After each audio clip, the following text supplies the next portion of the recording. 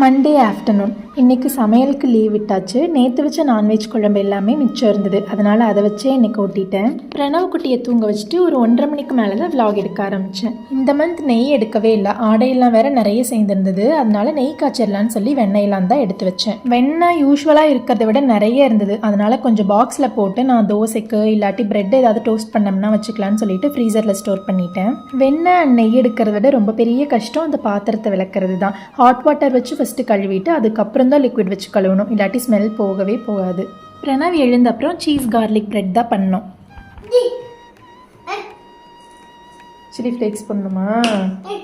நெய் எப்படி காய்ச்சணுன்ற video already upload பண்ணியிருக்கேன். அதில் எனக்கு தெரிஞ்ச டிப்ஸ் அண்ட் ட்ரிக்ஸை வந்து ஷேர் பண்ணியிருப்பேன். கீழே லிங்க் கொடுக்குறேன், வேணும்னா செக் பண்ணி பார்த்துக்கோங்க. பிரெட் டோஸ்ட் ஆகிற கேப்பில் பிரணவ் குட்டி வெண்ணெயெல்லாம் எடுத்து சாப்பிட்டுட்டு இருந்தான். இந்த டோஸ்ட் எங்களோட ஃபேவரெட். இது வந்து இன்னொரு நாள் நான் ரெசிபி ஷேர் பண்ணுறேன். பாய்.